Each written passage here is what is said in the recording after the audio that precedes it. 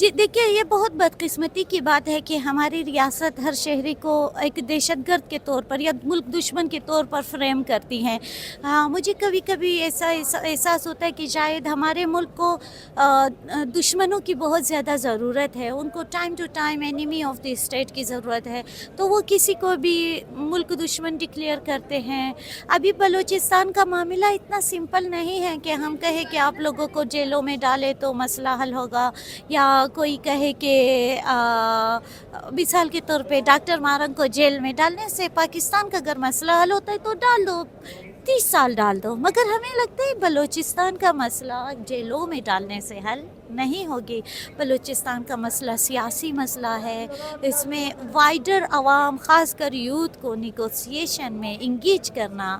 یہ جو نئے نوجوان ہیں، آف کورس یہ مستقبل بہت تاریخ دیکھتے ہیں، اس لیے ہم سب سڑکوں پہ ٹائم ٹو ٹائم ہم سب ہوتے ہیں، کیونکہ سنوائی نہیں ہوتی. سسٹم کسی کو کوئی ریمیڈی پرووائڈ نہیں کر رہی ہے.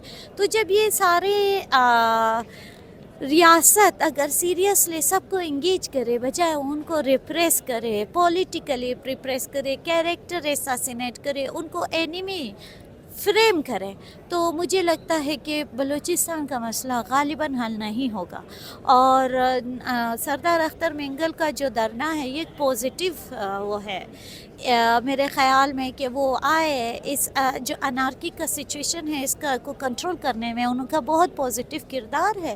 وہ اس صوبے کے بڑے ہیں، بزرگ ہیں، اور مجھے لگتا ہے کہ اور بھی سیاسی جماعتوں کو آنا چاہیے، سول سوسائٹی کو فارورڈ آنی چاہیے، اور کوئی نیا سوشل کانٹریکٹ جو ہے وہ عوام اور ریاست کے بیچ بننا چاہیے، خاص کر بلوچ عوام کا.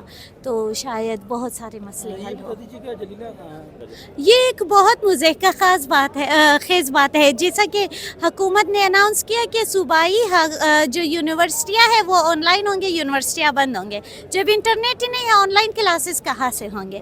دوسرا جو ہے، اتنے سارے نوجوان، پوری اکانومی جو ہے وہ انٹرنیٹ سے ہے، اور انٹرنیٹ بھی ابھی فنڈامنٹل رائٹس میں فال کرتے ہیں. It's like food and shelter کی طرح لوگوں کے لائف کا حصہ ہے.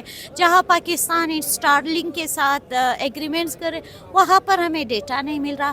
اب رائٹ ٹو انفارمیشن ہر شہری کا حق ہے. شہر میں کیا ہو رہا ہے، جب انٹرنیٹ بند ہوتی ہے تو ایک پریشانی سی آتی ہے کہ پتہ نہیں کیا ہوا، ملک میں کیا چل رہا ہے، شہر میں کیا چل رہا ہے، بہت انسرٹینٹی آتی ہے. تو اس پہ مجھے لگتا ہے کہ آپ ایک حق کو، مثال کے طور پہ آپ کہتے ہیں سیکیورٹی کا مسئلہ ہے، ٹھیک ہے، سیکیورٹی ہیومن رائٹ ہے، پر آپ پھر دوسرا ہیومن رائٹ کو سپریس نہیں کر سکتے ہو. آپ کو متبادل راستے ڈھونڈنے ہوں گے، اس کے سلوشن سوچنے ہوں گے. ابھی پورا مہینہ پورے بلوچستان نے ڈیٹا کے مد میں پیسے دیے ہیں، میں نے خود دیے ہیں، پیکیجز کیے ہیں. اب میرا نہیں چلا ہے تو ابھی اس کا ذمہ دار کون ہے؟ یہ تو اربوں روپے کی بات ہے پھر نا، جو عوام نے دی ہیں.